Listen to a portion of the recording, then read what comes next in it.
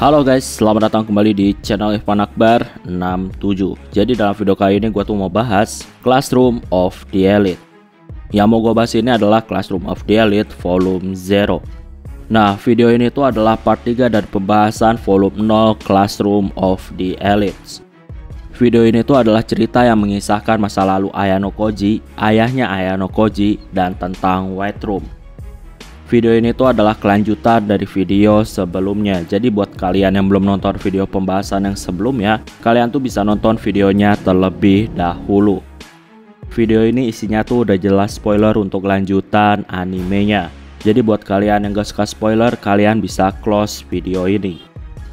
Sebelum kita mulai, gue di sini mau ngingetin lagi ke kalian, jangan lupa untuk subscribe channel ini. Dan jangan lupa juga untuk nyalain loncengnya supaya kalian dapat notif kalau channelnya update video terbaru. Oh ya, buat kalian yang mau support gua, kalian tuh bisa langsung aja gabung dan join ke membership, atau bisa juga ngasih jajan via super chat atau bahkan link Saweria yang ada di deskripsi maupun komentar video ini. Oke, tanpa basa-basi lagi, langsung aja kita mulai ke ceritanya. Saat ini Narumori menelpon Atsuomi. Narumori ini udah dapat kabar soal anak Atsuomi yang mau dimasukin ke White Room. Narumori di sini tuh mempertanyakan nih, kenapa Atsuomi itu masukin anaknya ke White Room. Padahal di sana anak itu nggak bakal mendapatkan cinta dan kasih sayang orang tua. Tapi Atsuomi di sini udah membulatkan tekadnya dan dia tuh mau masukin anaknya ke White Room. Atsuomi juga di sini tuh tahu kalau Narumori itu sebentar lagi bakal punya anak. Atsuomi di sini nawarin supaya anak Narumori dimasukin ke White Room. Tentunya Narumori menolaknya. Narumori bakal membesarkan anaknya dengan pendidikan yang bagus dan tentunya dengan cinta dan kasih sayang. Oke, sekarang akhirnya cerita beralih ke sudut pandang Ayano Koji. Dan ini adalah sudut pandang Ayano Koji ketika bayi. Ya, gue sendiri sebenarnya gak ngerti nih apakah bayi itu emang udah punya pikiran dan perasaan sendiri atau belum. Tapi yang jelas di cerita ini sudut pandang Ayano Koji ketika bayi. Jadi hal pertama yang dilihat Ayano Koji itu adalah ruangan yang didominasi warna putih. Sebagai bayi tentunya Ayano Koji itu menangis karena pelajaran ketat di White Room. Awalnya Ayano berharap ada yang menolongnya, tapi lama-kelamaan Ayano Koji itu belajar bahwa nggak akan ada orang yang menolongnya. Ayano tuh terus mendapatkan pelatihan ketat di White Room dan dia saat ini tuh melakukan sesuatu tanpa emosi. Di sini dijelasin juga ada jenis latihan seperti main tebak-tebakan. Jadi di tangan instruktur tuh ada permen dan siswa tuh harus menebak permen itu disembunyikan di tangan kanan atau tangan kiri. Intinya anak-anak bayi yang saat ini umurnya 2 tahun, mereka tuh udah diajarin logika melalui game. Walaupun jawaban para siswa benar, gak akan ada pujian untuk para siswa. Para siswa tuh cuma dapat permen kalau mereka tuh berhasil menebaknya, jadi gak pernah ada pujian. Para siswa yang bisa baca pola, maka bisa menebak lokasi permen disembunyikan. Ya intinya pakai logika karena ada polanya. Jadi di sini juga dilihatin nih gaya pikiran Ayano Koji ketika umur 2 tahun dan gaya pikiran dia ketika menebak lokasi dari permen. Beberapa kali Ayano Koji ini menjawab benar, tapi beberapa kali juga Ayano Koji salah menebaknya. Tapi gilanya di sini Ayano Koji tuh nggak cuma mikirin tebakan soal permen ada di tangan kanan ataupun tangan kiri instruktur. Jadi Ayano Koji juga kepikiran opsi lain. Jadi ada kemungkinan kalau permen itu disembunyikan di punggung instruktur. Jadi nggak mesti ada di tangan kanan maupun tangan kiri. Bisa aja kedua tangan itu kosong, nggak ada permennya. Instruktur di sini menganggap kalau Ayano Koji ini sangat berbeda dari anak seusianya. Umur 2 tahun tuh bisa berpikir di luar pilihan yang udah dikasih instruktur. Di sini juga ada adegan Ayano Koji tuh terus mengamati perkataan instruktur. Jadi, anak 2 tahun tuh bisa dibilang kosakata maupun bahasanya tuh masih sedikit alias masih sangat sulit berkomunikasi. Tapi di sini Ayano Koji tuh mengamati dengan seksama perkataan instruktur. Seolah-olah dia tuh mengerti obrolan orang-orang dewasa. Pelatihan demi pelatihan saat ini masih terus dijalani, dan saat ini tuh udah banyak siswa yang keluar dari wet room. Yang tadinya ada 74 siswa, saat ini tuh cuma tersisa 61 siswa. Singkat cerita, saat ini juga ada ujian tulis bahasa Jepang. Saat ini ketika usia Ayano Koji udah 4 tahun, dia tuh udah melakukan ujian tulis sebanyak 7 kali. Ketika ujian tulis bahasa, di ujian pertama Ayano Koji ini ada di peringkat 24, ujian kedua di peringkat 15, ujian ketiga di peringkat 7. Setelah itu sisanya Ayano Koji itu selalu ada di peringkat 1. Alasan Ayano Koji di awal berada di peringkat yang rendah, itu semua karena dia tuh di awal masih mempelajari cara kerja, logika, dan efisiensi.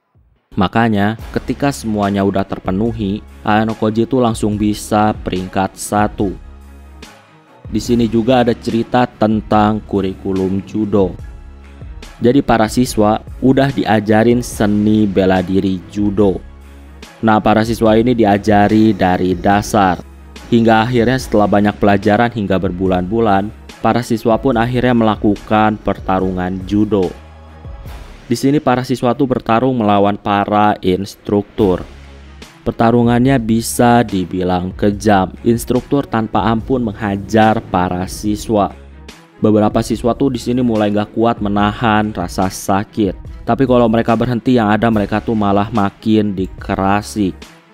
Banyak anak-anak saat ini menangis. Dan ada juga yang berontak karena gak kuat sama rasa sakit. Jadi mau cewek ataupun cowok tetap dihajar sama para instruktur.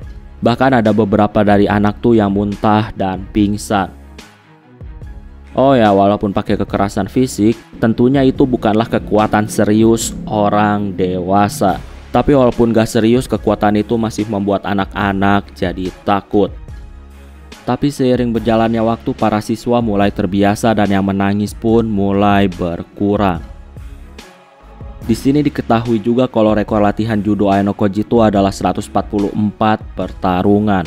Dan dia tuh menang 127 kali dan kalah 17 kali. Bahkan saat ini Ayano Koji itu lagi ada dalam kondisi win streak 64 kali. Di sini diketahui juga ada siswa yang punya rekor lebih bagus daripada Ayano dalam hal main judo. Nah, nama siswa itu adalah Shiro. Rekor Shiro ini lebih bagus daripada Ayano. Shiro tuh berhasil mencatat 135 kemenangan dan dia tuh hanya kalah 9 kali. Ayano dan Shiro tuh udah saling bertarung 2 kali dan keduanya tuh bisa dibilang seimbang. Jadi Ayano Koji menang 1 kali, Shiro juga menang 1 kali. Singkat cerita, saat ini tuh memasuki tahun yang kelima. Jumlah siswa terus menyusut dan saat ini tuh hanya ada 50 siswa.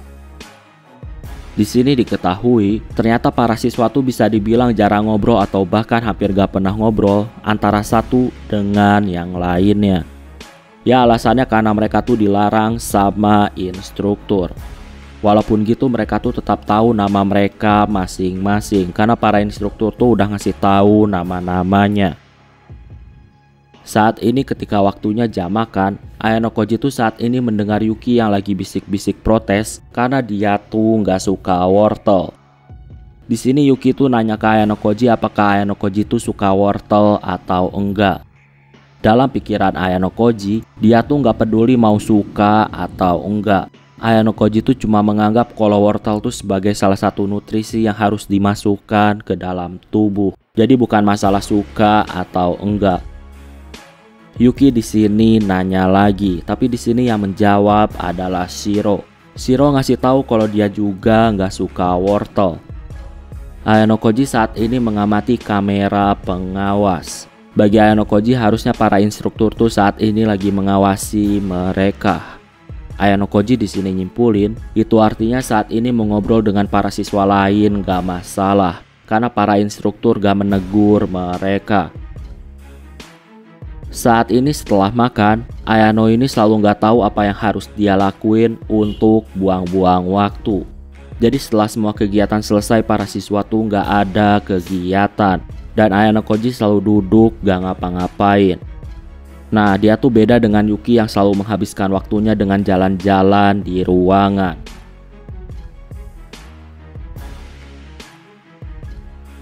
Ayano Koji saat ini berpikir kalau Yuki tuh buang-buang energi karena selalu jalan-jalan di waktu luang. Saat ini Yuki pun terjatuh, tapi diselamatkan Ayano Koji. Yuki di sini terlihat tersenyum.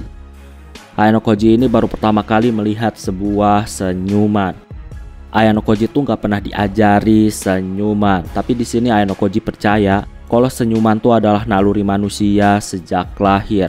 Makanya Yuki bisa tersenyum walaupun dia nggak diajari. Waktu berganti waktu. Seiring berjalannya waktu, tingkat kesulitan kurikulum semakin naik. Para siswa saat ini tuh mulai berguguran satu demi satu. Ayano di sini tuh semakin terbiasa dengan white room dan bahkan dia tuh bisa mengerjakan soal-soal dengan cepat. Padahal beberapa siswa tuh mulai kesulitan karena tingkat ujiannya tuh menjadi semakin sulit. Saat ini ketika ujian, Ayano ngerjain ujian dengan cepat dan dia tuh pura-pura belum selesai karena yang lain tuh saat ini masih belum selesai. Selain itu, Ayano Koji juga sengaja salah beberapa soal supaya dia tuh nggak dapat nilai yang sempurna. Saat ini ketika 5 menit sebelum ujian selesai, tiba-tiba ada seorang pria yang masuk ke ruang ujian. Pria itu bilang, hanya orang bodoh yang gak mau manfaatin kekuatan padahal dia tuh mampu melakukannya. Pria itu saat ini mengajak Ayano Koji untuk keluar ruangan. Pria itu di sini tuh mempertanyakan kenapa Ayano Koji tuh harus menahan diri di ujian. Jadi Ayano Koji ini ternyata cuma menargetkan 80 poin. Ayano ngasih tahu kalau dia tuh nggak pernah diperintahin untuk mendapat nilai yang sempurna. Jadi harusnya nggak masalah kalau Ayano Koji menahan diri. Pria itu di sini mengangguk, tapi di sini pria itu ngasih tahu deduksinya. Pria itu menduga kalau Ayano Koji itu sengaja menahan diri. Itu semua karena Ayano Koji udah mulai mengerti pola kurikulum di White Room. Jadi kalau Ayano Koji punya nilai yang sempurna, maka kurikulum tuh bakal semakin dipersulit. Dan kalau semakin sulit, anak-anak yang lain tuh pasti bakal lebih kesulitan dan bakal semakin banyak yang gak lulus. Pria itu di sini menduga kalau Ayano Koji tuh pasti punya hubungan baik dengan para siswa White Room. Makanya Ayano Koji tuh gak mau banyak yang keluar. Ayano di sini membantahnya. Ayano ngasih tahu kalau dia tuh cuma gak mau buang-buang energinya untuk mendapatkan nilai yang sempurna. Pria itu ngasih tahu kalau Ayano Koji saat ini tuh terlalu sombong. Di dunia ini, setiap individu harus melakukan yang terbaik supaya mereka nggak tumpul. Ayano Koji ngasih tahu kalau dia tuh nggak bakalan tumpul. Ayano Koji di sini ngasih tahu kalau dia tuh masih mau melihat para siswa lebih banyak. Alasannya karena dia tuh mau mengamati banyak orang-orang yang lemah. Dalam hatinya, bagi Ayano Koji saat ini tuh pria itu menjengkelkan. Dan Ayano Koji tuh kurang suka sama pria itu. Saat ini juga diliatin para siswa yang di drop out paksa dari White Room karena mereka tuh nggak berhasil menyelesaikan ujian. Para siswa yang gagal biasanya tuh bakal meronta-meronta karena nggak mau di drop out. Di sini juga ada adegan para siswa yang ternyata belajar mengenai dunia luar. Mereka tuh lewat virtual reality. Dengan virtual reality tentunya bakal membantu para siswa dalam mempelajari dunia luar. Dengan gitu ketika para siswa dilepas ke masyarakat, maka para siswa harusnya bisa beradaptasi.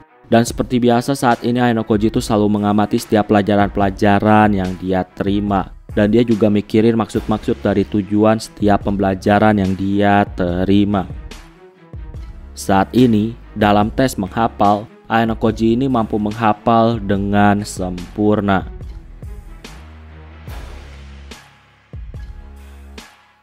Saat ini waktunya berenang. Di kolam renang Yuki tuh saat ini mendekati Ayano. Yuki di sini memuji Ayano karena terus-terusan bisa mencetak rekor yang baik. Ayano di sini merendah. Dia ngasih tahu kalau dia masih belum bisa mencapai hasil yang terbaik yang udah ditentuin sama para instruktur. Yuki di sini ngasih tahu kalau mereka tuh saat ini anak-anak. Jadi nggak perlu mengejar hasil yang hanya bisa orang dewasa lakuin. Di sini diketahui kalau Yuki itu sangat ahli dalam berenang dan dia tuh berenang dengan cepat. Tapi saat ini Ayano Koji melampaui Yuki. Yuki di sini tentunya nanya tentang gimana cara Ayano Koji itu bisa ngalahin dia dan bertambah semakin cepat. Ayano ngasih tahu kalau mau cepat maka harus belajar tahan napas dengan lama. Dengan gitu ketika berenang gak perlu buang napas, karena buang napas tuh bisa buang waktu. Saat ini, Ayano juga berpikir tentang kenapa Yuki akhir-akhir ini selalu bicara padanya. Bahkan cara berbicara Yuki itu berbeda dengan Yuki yang dikenal sama Ayano Koji. Ayano tuh di sini nggak ngerti kenapa Yuki tuh buang-buang waktu untuk berbicara tentang topik yang sangat random. Bagi Ayano ngobrol nggak jelas tuh buang-buang waktu. Ayano di sini jadi penasaran kenapa Yuki tuh bisa dengan mudah ngomongin hal yang random. Ayano di sini nanya ke Yuki tentang cara supaya jadi jago berkomunikasi. Ayano ngasih tahu kalau dia tuh nggak jago berkomunikasi dengan orang lain, makanya dia tuh mau tahu caranya. Yuki di sini ngasih tahu dia juga nggak tahu kenapa dia tuh bisa jago berkomunikasi. Ayano Koji di sini tuh nanyain hal yang lain. Ayano di sini tuh nanya ke Yuki tentang cara tersenyum. Ayano nggak bisa membuat ekspresi seperti itu. Yuki juga ngasih tahu kalau dia nggak tahu. Ayano saat ini berpikir. Ayano ngerasa kalau Yuki tuh kemungkinan saat itu cuma kebetulan bisa membuat ekspresi tersenyum. Di sini Yuki ngasih tahu kemungkinan alasan dia bisa tersenyum itu semua karena dia tuh ada di dekat Ayano Koji. Mendengar itu Ayano Koji di sini tuh semakin bingung dan gak ngerti. Ayano Koji juga di sini tuh mencoba tersenyum, tapi ternyata nggak bisa karena dia tuh nggak pernah belajar tersenyum. Bahkan kemarahan, kesedihan, dan kesenangan pun Ayano Koji tuh nggak bisa ngerasain karena dia tuh belum mempelajarinya. Saat ini para peneliti dan Atsuomi lagi mengobrol. Tabuchi di sini kagum sama hasil eksperimen terhadap anak Atsuomi. Bisa dibilang hasilnya tuh sangat bagus. Tabuchi ngasih tahu kalau Ayano Koji ini adalah anak yang jenius. Atsuomi di sini tuh terlihat gak suka. Kalau Ayano Koji jenius, itu artinya wet room gak ada gunanya. Atsuomi ngasih tahu kalau Ayano Koji tuh harusnya gak jenius, karena Atsuomi sama Mika tuh bukanlah orang yang jenius. Atsuomi di sini ingetin lagi kalau tujuan wet room adalah menciptakan orang-orang hebat yang gak melihat latar belakang. Jadi walaupun seorang anak punya darah orang tua yang bodoh, maka wet room harus bisa menjadikan anak itu menjadi sangat hebat. Jadi gak peduli dengan latar belakangnya. Di sini ada juga gagasan tentang menjadikan Ayano Koji itu sebagai keberadaan yang super hebat di wet room. Dengan gitu generasi setelah Ayano Koji, anak-anak itu bisa termotivasi supaya mereka tuh berpikiran untuk menjadi orang hebat seperti Ayano Koji. Atsuomi di sini tuh minta kalau para peneliti tuh lebih serius lagi dalam meningkatkan tingkat kesulitan di generasi keempat. Atsuomi ngasih tahu kalau dia tuh nggak peduli kalau misalkan nantinya Ayano Koji tuh bakal dikeluarin karena kurikulumnya terlalu sulit. Saat ini para peneliti juga menduga kalau generasi keempat bisa menamatkan kurikulum beta, maka anak itu bakal menjadi anak remaja bermental umur 30 tahun. Jadi mentalnya tuh bukan lagi mental bocah. Intinya para peneliti harus terus berinovasi supaya mereka tuh bisa menciptakan manusia sesuai dengan apa yang mereka inginkan. Saat ini Narumori datang bersama anaknya atas undangan Atsuomi. Atsuomi saat ini tuh sengaja nggak langsung bertemu Narumori. Dia tuh mau mengamati Narumori dulu yang saat ini lagi melihat-lihat para siswa di generasi keempat. Saat ini Narumori ngasih tahu Sakayanagi kalau anak-anak yang ada di balik kaca, mereka semua tuh kemungkinan adalah anak-anak yang bisa memberikan pengaruh untuk Jepang. Di sini terlihat kalau Sakayanagi tuh tertarik sama eksperimen anak-anak yang mau dijadiin jenius. Sakayanagi tuh bisa dibilang beneran tertarik sama eksperimen manusia, padahal dia tuh masih bocah. Pikiran Sakayanagi juga di sini tuh udah kayak bukan pikiran anak-anak. Saat ini, Atsuomi yang mengawasi melalui kamera pengawas, dia tuh terkejut sama pemikiran dari putri Narumori. Sakayanagi di sini ngasih tahu ayahnya, dalam eksperimen anak-anak ini, pada akhirnya yang bakal berhasil tuh adalah anak yang punya DNA terbaik. Itu artinya yang berhasil pastilah anak-anak yang punya DNA jenius. Narumori di sini agak setuju sama putrinya. Narumori di sini salut karena Sakayanagi tuh mewarisi kecerdasan ibunya. Walaupun gitu, Narumori ini ngerasa masih ada kemungkinan kalau DNA tuh nggak ngaruh. Narumori juga di sini nunjuk dari kaca ke arah seorang anak. Narumori ngasih tahu kalau nama anak itu adalah Ayano Koji. Narumori ngasih tahu kalau Ayano Koji itu harusnya nggak punya DNA jenius. Ketika mendengar latar belakang Ayano Koji, Sakayanagi di sini ngerasa kalau Ayano Koji adalah orang yang cocok untuk jadi subjek percobaan di White Room. Narumori di sini setuju dengan itu. Tapi Narumori ngasih tahu kalau dia tuh kasihan sama Ayano Koji. Sakayanagi di sini bertanya kenapa ayahnya tuh bisa kasihan sama Ayano Koji. Narumori jelasin kalau Ayano Koji tuh dari bayi nggak mendapatkan kasih sayang orang tua. Selain itu eksperimen White Room juga terlalu kejam untuk anak-anak. Sakayanagi di sini nanya apakah ayahnya tuh membenci White Room atau enggak. Narumori ngasih tahu kalau dia tuh ada di pihak yang netral.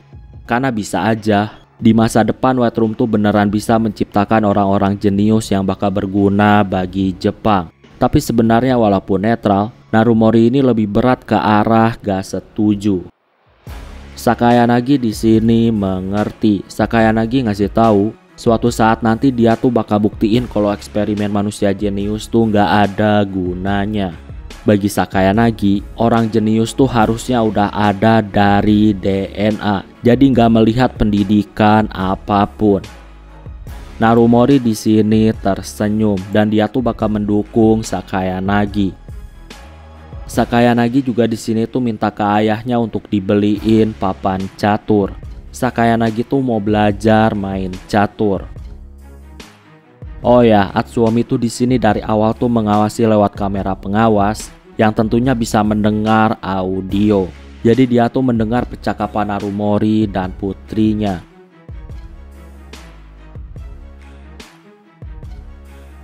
Saat ini hari berganti hari.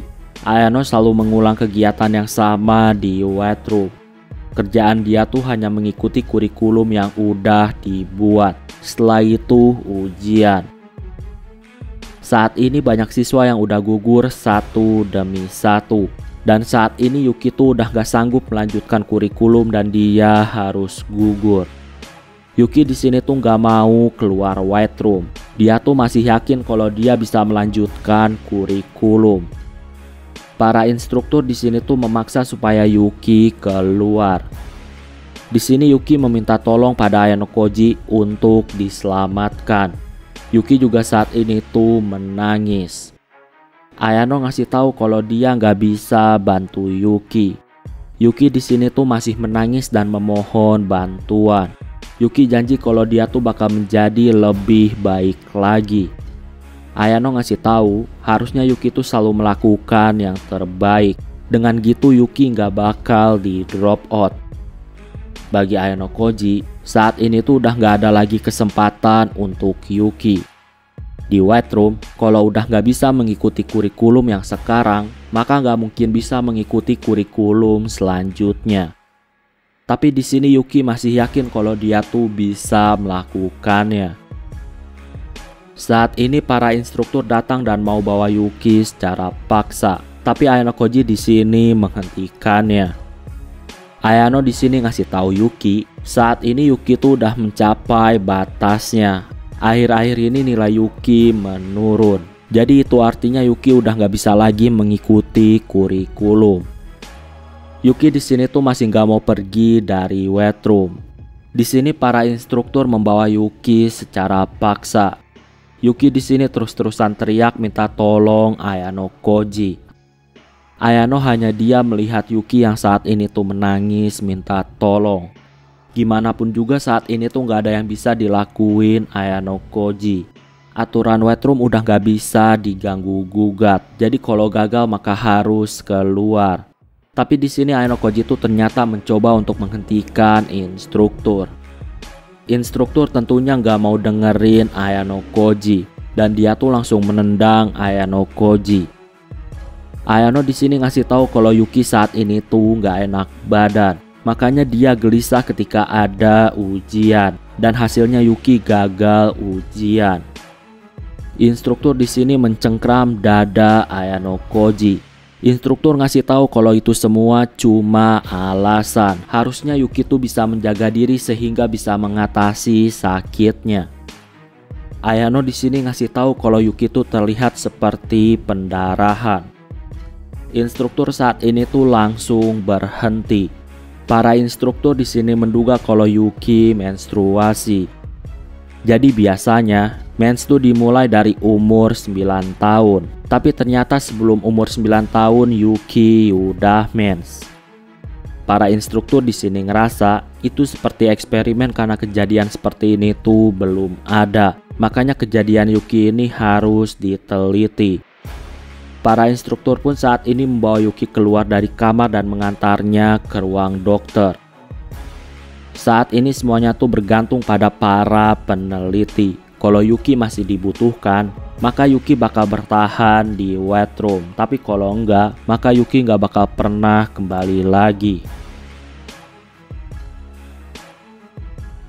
Oke, kayaknya cukup untuk video pembahasan kali ini. Terima kasih karena udah nonton video ini sampai habis. Jangan lupa untuk subscribe, like, dan yang paling penting adalah jangan lupa untuk share video ini ke teman-teman kalian. Sampai bertemu kembali di video-video selanjutnya. Terima kasih.